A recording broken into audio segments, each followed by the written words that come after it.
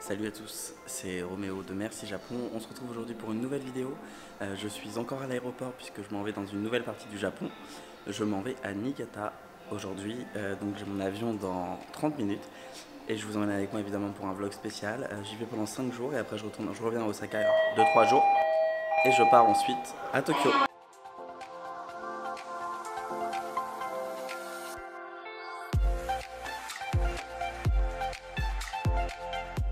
Je suis donc arrivé à Niigata pour 5 jours. À la base, j'avais pas forcément prévu venir ici. Et puis le jour où j'avais mes billets pour la Corée, il y avait une promo aussi pour les vols pour Niigata. Donc je suis venu là. Là, je suis en haut de la ville. On voit les montagnes au fond. Parce que c'est aussi une ville où l'hiver, il y a pas mal de gens qui viennent pour skier. Mais là, du coup, il n'y a pas de neige, je suppose. Donc voilà, je sais pas trop ce que je vais faire ici parce qu'il n'y a pas non plus 10 000 choses à faire pour être très honnête. Mais c'est l'occasion de passer 5 jours un peu loin de tout. Je suis arrivé au bord de mer à Niigata. Il y a un ponton là-bas. Je vais essayer de voir si je peux y descendre. Donc il y a une petite balade à faire sur tout le bord de la mer. Je trouve que cette vue elle est hyper relaxante, hyper calme. Je pourrais aller sur le sable mais avec mes chaussures j'ai pas envie de me salir. Je vois le soleil qui commence à se coucher au loin sur l'eau. Il n'y a personne, c'est ouf. Bon par contre je suis côté route donc il y a un peu de bruit mais... Salut salut. C'est magnifique ce qu'on a derrière. C'est Roméo de Merci Japon. On se retrouve à Niigata aujourd'hui. Je suis là pour quelques jours parce que j'ai pris l'avion hier en fait, vous avez vu. Et donc je suis arrivé au Japon. Non, j'étais... Qu'est-ce que je raconte? Putain, je raconte de la merde. Et donc je suis arrivé à Niigata. Aujourd'hui c'est une journée culturelle. Je vais faire des musées. Donc je vais faire 2 musées là qui sont là. Ce matin j'ai travaillé donc voilà. Là je vais faire 2 musées cet après-midi. Bon on va pas se mentir, Niigata c'est pas la ville la plus ouf du Japon. Il n'y a pas grand monde dans les rues. Il n'y a pas grand chose à faire. Mais c'est cool pour se dépayser quelques moments. Il y a quand même quelques musées et puis après en fait vous avez une île.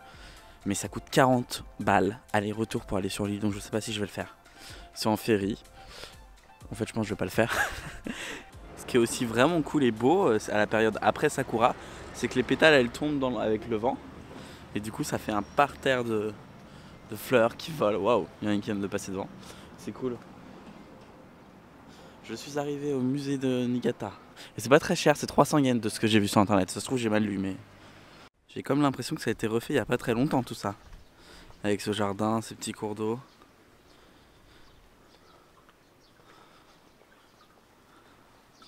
Putain mais il est géant, c'est quoi ce musée? C'est Versailles ou quoi?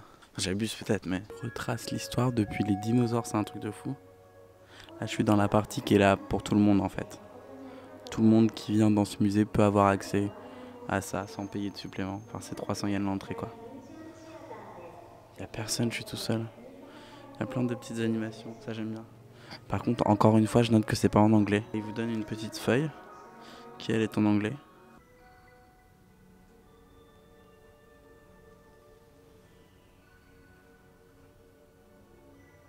C'est le repas typique des gens à Niigata. Vous avez un peu de viande. Ça c'est des légumes, je sais pas trop ce que c'est. Là vous avez d'autres légumes. Après vous avez du poisson, évidemment on est dans une ville portuaire. D'ailleurs le musée explique assez bien. Alors il n'y a pas grand chose en anglais mais je comprends quand même pas mal de choses. Et au fil du temps on découvre la ville, comment elle était avant, comment elle est maintenant, comment elle a changé. Vous avez des petites maquettes, ce genre de choses, c'est très mignon. Je suis désolé évidemment je parle pas fort. Il n'y a pas beaucoup de monde mais voilà, je respecte quand même un petit peu le lieu. Cette partie là elle est trop cool. Parce qu'en fait vous pouvez écouter. Donc là en ce moment je suis en train d'écouter de la musique qui date de 1929. Et en fait vous pouvez écouter de la musique traditionnelle de la région de Niigata. Ça parle japonais dans mes oreilles là, c'est perturbant d'essayer de parler et d'écouter de la musique en même temps. Mais c'est vraiment cool. Wow, c'est surprenant. Vraiment très très très traditionnel. Peut-être vous faire écouter.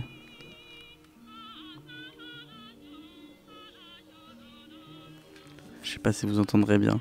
Franchement ce musée est hyper intéressant, je pensais pas au début. Et pour 300 yens je vous conseille vraiment de venir. Ils expliquent des choses très simples, par exemple concrètement, qu'est-ce qu'ils retrouvent dans la mer. Donc il y a des produits russes, il y a des produits chinois qui sont du coup les pays qui sont à côté du Japon, de l'autre côté. Mais c'est quand même fou de se dire que bah ils se retrouvent avec plein de produits comme ça quoi. Bref, c'est triste. Ne jetez pas dans la mer et arrêtez de jeter dans la nature. Voilà, c'était le petit moment écologie. Mais c'est important. Bilan de ce musée de Niigata, c'était vraiment cool. Malheureusement, il y a trop peu de choses en anglais, vraiment très très peu. Mais c'était quand même bien, j'ai appris plein de choses sur la ville. Je pensais pas qu'il y avait eu autant d'incendies, d'inondations, de guerres. Je suis très heureux d'avoir été dans ce musée, j'en fais peut-être un peu beaucoup là. Et après avoir longé ça, je vais aller dans un autre musée. Et puis je pense que ce sera déjà bien pour cet après-midi, 2 musées. Enfin, j'aime bien ça, mais à un moment donné, ça a 5 minutes. Hein. Ça a changé les bords de la Garonne là à Bordeaux. Je suis parti, c'est bon là, tout a été refait. Ben, ça me fait penser à ça. Sauf qu'il y a moins de tours, quoique. Et puis, il n'y a pas assez gros bateaux, quoique si, il y a aussi des bateaux touristiques, mais il y a un peu de vent, je vous avoue que c'est pas très agréable. Là, il fait pas beau. Aujourd'hui, c'est la journée où je m'instruis. Je vais éviter de finir dans les anges de la télé-réalité. Alors, je fais des musées. C'est une blague, vous avez le droit de regarder ce que vous voulez, oh là là. Tout de suite, je vous vois vous énerver là.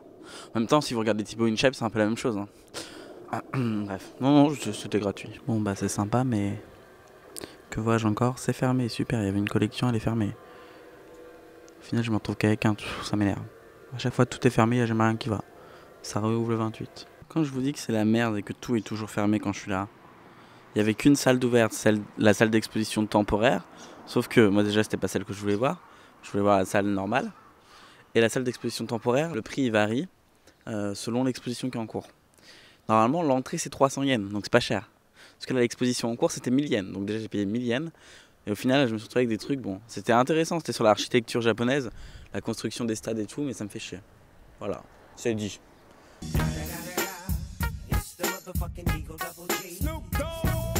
À chaque fois que je viens dans un truc, c'est fermé, j'ai vraiment une malédiction, c'est incroyable. Hein. Bon voilà, c'était tout pour la journée de la loose d'aujourd'hui. Bon, j'espère que je suis net, que je suis pas flou. On se retrouve aujourd'hui pour le 2e jour à Niigata, 3e même, oui 3e. Parce que le 1er jour je suis arrivé, j'ai dormi. Et donc là je vais prendre le bus, je m'en vais à une montagne, faire une randonnée aujourd'hui, incroyable mais vrai. Oui, Roméo va faire des randonnées sportives. Donc j'espère que ce sera bien et je vous emmène avec moi. J'espère que la vue en haut de la montagne sera magnifique, on m'a dit que oui. On verra. Je suis donc arrivé après 2 heures de train. La gare est magnifique, c'est un espèce de, je sais pas, c'est très beau. Et donc il y a un temple qui se trouve en haut, donc il faut monter un petit peu. Vous avez une montagne, une grande map de tout ce qu'il y a à voir. Et alors il doit y avoir quelque chose aujourd'hui, parce que quand je suis arrivé il y a eu des applaudissements, ils ont déroulé une banderole et ils m'ont donné un cadeau. Faut que je regarde ce que c'est. Je sais pas trop ce que c'est, je vais l'ouvrir. Ah c'est des bonbons, j'ai le droit à des bonbons, ça a l'air bien bon.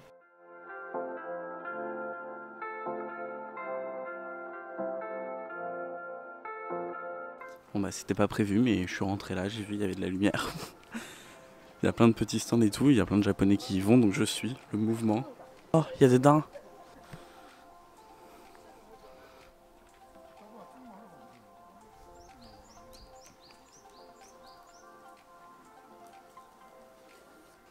Je suis donc arrivé au temple, le fameux Yaiko Jinja.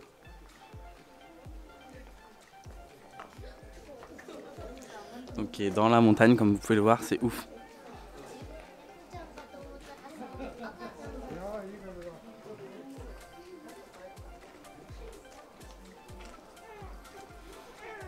Ici on est en pleine campagne, donc j'avais plus de liquide, donc je me suis dit je vais payer par carte, mais en fait tu peux pas payer par carte.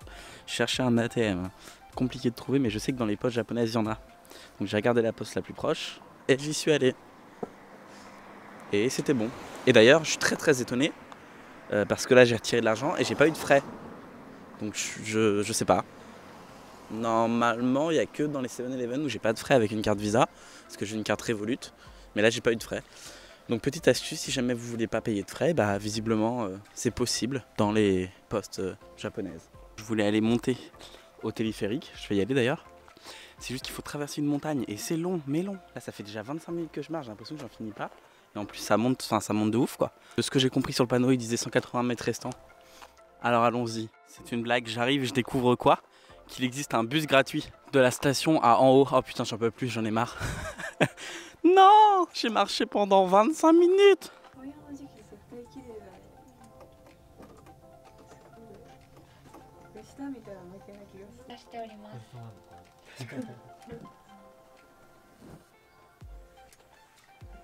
Voilà, il fait hyper beau.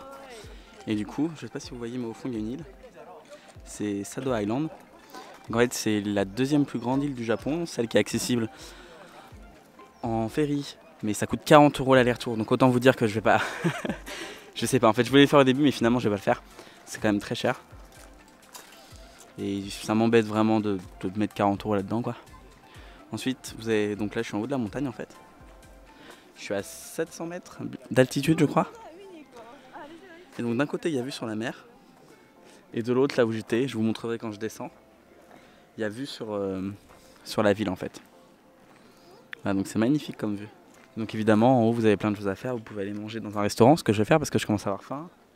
Il y a des jeux pour les enfants. Il y a plein de visites, voilà. Et après, vous pouvez vous balader. C'est une petite randonnée. Donc je vais rester là 1 ou 2 heures, je pense. J'ai pris un ticket aller-retour côté mer. Et là, c'est ouf. C'est le côté montagne. Cette vue-là est incroyable sur la montagne. En plus, elle est enneigée. Puis après, vous pouvez continuer. C'est une randonnée.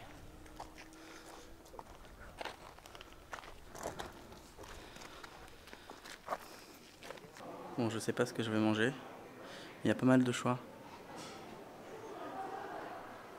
C'est pas très cher en plus pour être en haut des montagnes. Enfin là, ça doit être le menu enfant, mais il y a des frites. Et c'est 790 yens, donc ça fait 6 € quoi. Après, vous avez du curry, etc. Ah non, c'est correct. Espérons que ce soit bon. Donc voilà, je viens de commander à manger. Et du coup, je suis au bord de la mer. Voilà, donc c'est la vue que je vais avoir pour manger ce midi. Plutôt pas mal. Après, j'essaierai de monter tout là-haut là, pendant cette randonnée, mais je crois qu'il faut 1 heure pour y aller. Même en haut des montagnes, les frites vaincront, moi je vous le dis. À la vie, à la mort. Donc j'ai pris des frites évidemment. Et j'ai pris avec des tempura. Donc avec du riz en dessous. Ça, je sais pas trop ce que c'est avec. Et après, il y a une soupe avec. Voilà, ça a l'air bien bon. Moi, je vous dis bon appétit. Avec cette belle vue sur la mer. Ça va, il n'y a plus dégueu pour manger. Donc là, je vais tout descendre. Je vais tout remonter là-bas, remonter. Oh mon dieu, qu'est-ce que je m'apprête à faire. Bon, et puis après, je reviendrai là. Et puis, je prendrai le ferry, puis je rentrerai, je pense. Mais.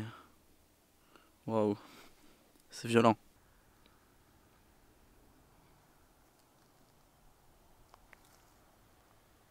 Et me voilà ici en haut de cette montagne, c'est ouf cette vue.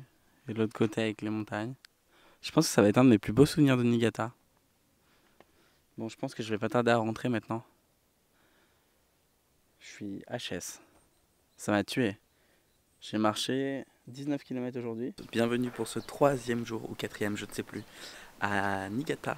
Aujourd'hui, je vous emmène avec moi pour aller voir le musée des sciences qui se trouve... Alors ça fait bizarre parce qu'il y a des gens qui me regardent parler, des petits papis japonais. Qu'est-ce que je disais? Ah oui, voilà, j'en suis tout perturbé là. Et donc aujourd'hui, je vous emmène avec moi au musée des sciences et puis à une villa, voilà. Ça s'appelle la villa, je sais plus comment, Sauta ou je sais pas quoi. En fait, c'est une villa, une maison qui se visite, qui paraît magnifique. À Niigata, c'est à 15 minutes à pied de mon logement, donc je vais y aller maintenant. J'y suis, la villa de Niigata. Espérons que ce sera bien. Je sais pas combien ça va coûter ces conneries encore. Parce que bon, dans l'histoire, il faut que je paye quand même. C'est une très grande maison japonaise, vraiment typique avec des tatamis, etc. à visiter. Il y a même un étage. Puis il y a un beau jardin dehors. Donc voilà, je vais faire la visite.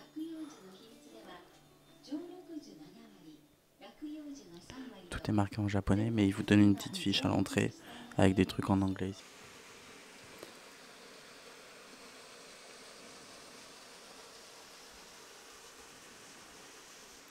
La maison est énorme, elle est sur 2 étages et tout. Après, on peut aller visiter le jardin qui aussi est très grand. Mais c'est magnifique. Ce jardin, enfin, il faut quand même se dire que c'est de la propriété de quelqu'un en fait. Enfin, genre, c'est pas un truc touristique. Enfin, si, c'est touristique, mais ça appartient pas à la ville ou quoi. C'est ouf comme maison. Je suis choqué, hein. Tiens. Là, je suis à l'étage du dessus. Mais c'est magnifique. Tiens, c'est ouf tout ce qu'il y a comme poisson là. Si vous voulez faire de la pêche, c'est le moment. Après la petite maison japonaise, j'arrive donc au musée. Bon, c'est un musée de la science classique, il y a plein de robots, etc. Il y a des démonstrations, il y a des petits spectacles. Par contre, tout est en japonais, mais vraiment, il n'y a rien du tout en anglais. Je suis dans un simulateur de vent. Alors ça, c'est quoi? C'est 5 mètres par seconde.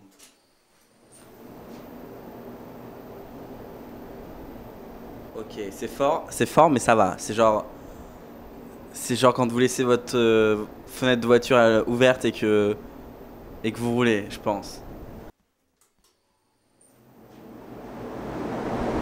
Ah putain, oh la vache, là c'est violent. J'allais dire je suis décoiffé, mais non, parce qu'avec ma calvitie ça risque pas. Voilà, oh putain.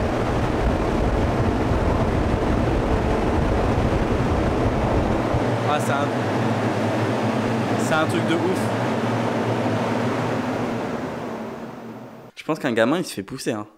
Bref, c'était rigolo. Bon, ce qui est bien, c'est qu'il parle de science, mais au sens très large. Il y a des animaux, genre un truc sur les dinosaures, il y a un truc sur les planètes, sur les nouvelles technologies, sur comment la réalité virtuelle fonctionne. Puis il y a des ateliers, on peut tester comment la 3D fonctionne. Et puis après, il y a plein de détails quand vous vous approchez. Il y a des œufs de dinosaures. Non, franchement, ça fait 570 yens. Ça fait genre 5 euros le ticket, même pas. Il y a beaucoup de trucs en japonais, c'est con. Mais sinon, c'est pas mal, hein. Nous sommes pour le dernier jour à Niigata. Enfin, un dernier jour non, parce que demain je me lève en fait, mais je vais directement prendre mon avion. Et il se trouve, chose incroyable, que j'étais donc en train de travailler ce matin. Et là, quelqu'un rentre, ça parle anglais, donc je me dis ok, c'est un américain, je lui demande son nom. Et il me dit, ah, vu ton accent, tu dois être français. Donc je me dis, comment je dois le prendre? Et finalement, donc je lui dis, oui, je suis français. Il me répond, et là, il commence à me parler en français. Il me dit, mais moi aussi, je suis français. Je dis, ah bon? Il me dit, oui, je suis américain et français. Il me dit, ma mère est française. D'accord. Et je lui dis, mais tu viens d'où là? Il dit, bah moi, j'étais en Europe. Je dis, ah bon? Bah, je viens de Bordeaux. Et moi aussi, je viens de Bordeaux. Sauf que je suis à Niigata, dans un endroit perdu, où il n'y a juste personne, en fait. Et du coup, c'est quand même incroyable de tomber sur quelqu'un à Niigata, où il n'y a pas d'étrangers quasiment, sur quelqu'un qui est américain et français et qui vient de Bordeaux. Et il me dit, ah, je viens de Bègle, à côté de Bordeaux, enfin bref, donc voilà, que je connais comme ville. Le hasard, parfois, les petites choses font ça. Voilà, mais c'est cool, ça fait plaisir de voir des gens. Bon bref, là je vais à l'aquarium de Niigata. J'espère que ce sera bien et que ce sera pas trop choquant pour les animaux, parce que j'ai un problème avec ça. C'est-à-dire que moi, les animaux, il faut quand même qu'ils soient plutôt bien traités. Donc je vais vous montrer tout ça, j'espère que ça vous plaira. Et je vous emmène là-bas. Bon, l'aquarium est immense, mais alors il n'y a personne. Après, en même temps, on est lundi et il est 2 h de l'après-midi. Donc je suppose que les gens travaillent.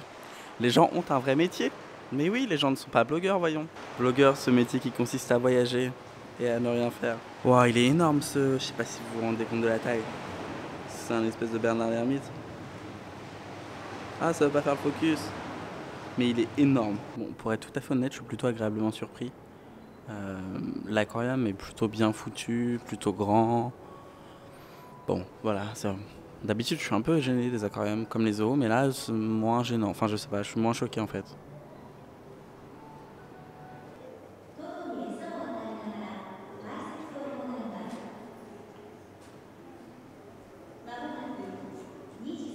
En fait, c'est classé par thème. Donc là, c'est les poissons qu'on retrouve dans les marécages du Japon. Oh, une tortue, elle est belle. Et elle n'est pas fake.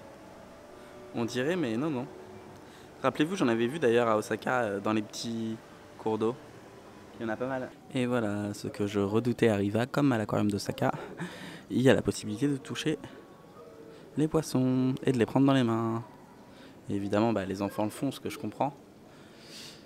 Ça m'énerve. Ils ont autre chose à foutre, ces poissons-là. Il fait 10 000 fois sa taille. Si il va le bouffer d'un coup, tu vas voir.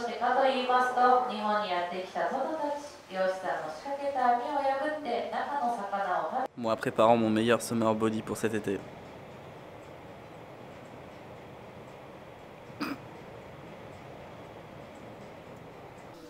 Il est en train de bronzer là.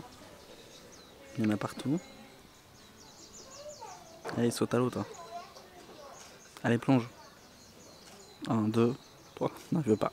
Je veux pas plonger. Vous commencez à me connaître, j'adore bouffer. En attendant le spectacle des dauphins, évidemment, j'ai craqué pour une glace à la vanille.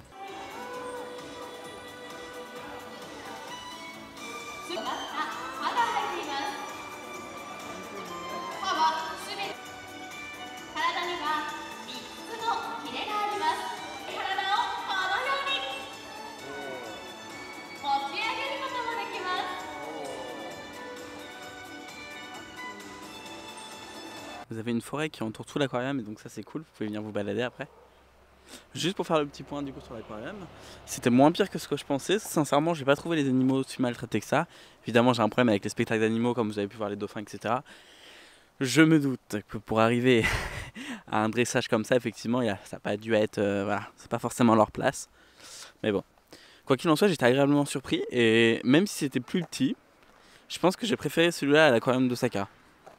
Voilà, que tout le monde a dit qu'il est génial, etc. Ouais, ouais. Et voilà, c'était tout pour aujourd'hui, c'était la petite visite.